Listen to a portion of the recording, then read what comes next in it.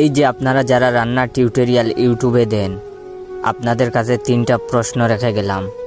তেল আর লবণ যে পরিমাণ মতো বলেন, আমি যদি তেল আর লবণের পরিমাণ নিয়ে জানতাম আপনাদের ভিডিও দেখতে আসতাম কেন?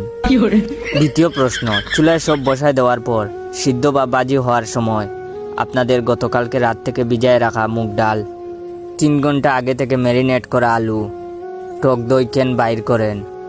হয় এগুলো ভিডিওর শুরুতে বলবেন, আর নাইলে একটা টাইম মেশিন কেনার লিঙ্ক ভিডিওতে দিয়ে রাখবেন। তৃতীয় প্রশ্ন, ভিডিওর টাইটেল সহজ রেসিপি লিখে কেওড়ার জল, বারিস্তার সাথে ব্লেন্ড করা টক দই, কাসুন্দি, হিমালয়ান সল্ট, উত্তর মেরুর বরফ, মঙ্গল গ্রহের মাটি, এসব কেন যোগ করতে থাকেন? যার যার মনে আমার মতো একই প্রশ্ন, তারা অবশ্যই আমার এই ভিডিওতে লাইক, কমেন্ট, কপি লিঙ্ক করে দিবেন। ধন্যবাদ।